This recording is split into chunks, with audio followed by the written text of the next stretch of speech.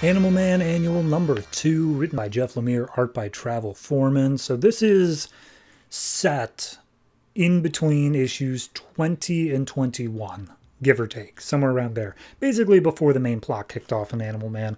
So it's a week after Cliff's funeral, and we see Buddy is just not doing okay. He's boarded himself up into his house, and there's a bunch of people outside of, or I say his house, his hotel room.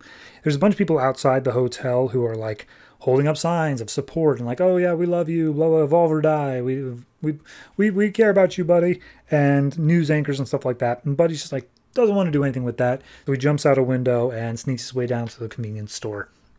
And when he goes in to buy some what appears to be beer, he sees some tabloids on the counter that are basically accusing the whole thing of his son dying to be a hoax, to be just a publicity stunt. And Buddy just immediately loses it. He throws the tabloids down and starts ripping them up. And as he does so, on the cover of one of the things, he sees a tiny little purple spider. And that immediately caused him to flash back to 4 years ago, where he's fighting as Animal Man a giant mechanized wolf called Biowolf, and the cop's like, oh, Animal Man, thank God you're here. We need some help taking down Biowolf. And he's like, no problem, Detective Crenshaw.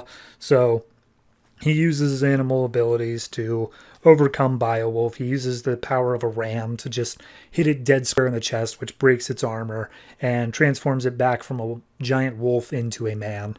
And it's like, oh, this was the missing scientist for weeks. Thank you, Animal Man. And the man's like, no problem, guys. Whoops, hold on, got a call. And he picks up his cell phone. Turns out it's Ellen, who is pregnant with Maxine at this point. And she's just like, hey, did you go and pick up Cliff? And he's like, oh, wait, sorry, no, I got distracted. I'll go over there. I'll fly over right away. And he's like, buddy, come on. We got another kid coming on the way. You got to stay a bit more focused. He's like, right, no, sorry, totally. By the way, stop at the convenience store and pick me up some pregnant person cravings. So he flies off to Cliff's school and picks up Cliff. All the other kids are watching on jealously at Animal Man just coming out of the sky, picking up Cliff and flying off again. And as they're flying, Cliff is like, Dad, this is the first kid we're going to have with, my sibling since you got your powers. Is my sibling going to have your powers too? Because that would suck if I'm the odd man out here. And Body's like, no, Cliff, no matter what, you are my firstborn. You are my son. Don't ever forget that. So they land at the grocery store and go to pick up some stuff when all of a sudden a bunch of sirens go by. And Cliff wants to go check it out, but he's like, no, we should stay back. We've got some other stuff to do. And we see Detective Crenshaw is also there. And they're like, yeah, no, we thought it was just like a homeless person thing, just yelling out in the street. But then he led us to this, and we see this giant, empty lot that's covered in webs that are purple. And it's like, yeah, no, this looks spider related, and I hate spiders. And Man's like, no problem, Detective Crenshaw. You guys stay back. Cliff, you stay with the cops. I'm just going to go up and see what's up. And he goes up to touch it, and then all of a sudden his brain just melts, and he transforms into a purple Spider-Man, and his stomach opens up and a bunch of other spiders come out, and then all of a sudden he shakes out of it. And he looks around, and only Detective Crenshaw is left, and he is shook. He's like, the spiders that came, they took all of them. Your son, buddy, it took your son. Or Animal Man, I should say. And he's like, oh, I'm so sorry, I should have done something. So Buddy immediately was like, where'd they go? I'm going to take care of this. And they went down into the sewer. So Buddy goes down. He sees a bunch of rats running in the opposite direction. He picks one up and he's like, hey, buddy, talk to me. What's up? And all of a sudden Buddy's phone goes off and he's like, okay, well, hold on one sec. And it turns out it's Ellen. And Ellen is not calling to check up on them. Ellen is calling because her water just broke. So Buddy's like, oh my God. Okay, call an ambulance. I will be there. I will meet you at the hospital. I will have Cliff. There's something going on. So he hangs up. A bunch of spiders start attacking him. And he gets the powers of a shark and bites into one of the spiders. But as he's doing so, the spiders have some sort of a psychic thing. They're able to reach inside his head and really mess with him. So he's barely able to fight him off. But he does still send them scattering down the way they came. And as he follows them down, he comes across this giant spider woman. Her name is Anansi, I believe, and the she's only speaking in clicks. Like, there's no way that Buddy can understand her. And he's like, okay, look, you got my son and some other less important people. I'm just gonna save them, and then we can talk about this. But as he goes to rip Cliff out of the webs, she hisses and goes to grab Buddy and basically webs him up. So he's unable to do anything. But as she is invading his mind via the webs, he starts to be able to understand her. And he's saying like, ah, yes, my young must be fed. It's important to me. And Buddy comes out and sees the psychic representations of not only all the cops that were taken, but also Cliff. And the Anansa is her name. Anansa reveals, my spiders are psychic, and therefore they feed off of psychic residue. And we've typically only stuck to like lower, lesser animals like birds and raccoons and such. But we just tried human, and boy, oh boy, your dream stuff is good.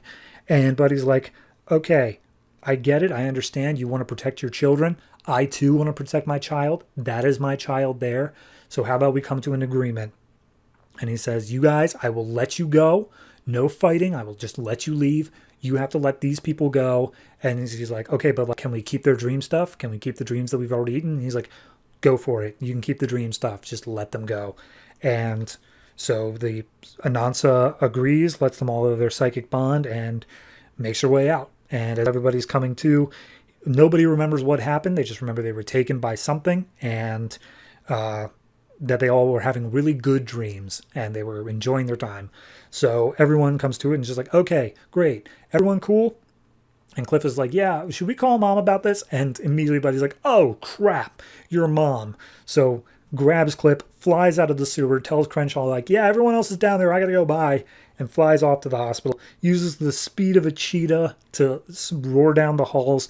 And then right outside the room is just like, now, Cliff, let's not tell your mom about the giant spider thing, okay? And Cliff's like, no problem, Dad. And they make their way into the room. And turns out Ellen already gave birth. So Maxine was already born. And she doesn't seem that upset. But, you know, he did miss the birth of the child. So we cut back to present reality. We see that a bunch of people are now taking pictures of Buddy as he went mental on all these tabloids. He gets out of the crowd, he flies away, and he flies off to a coast nearby.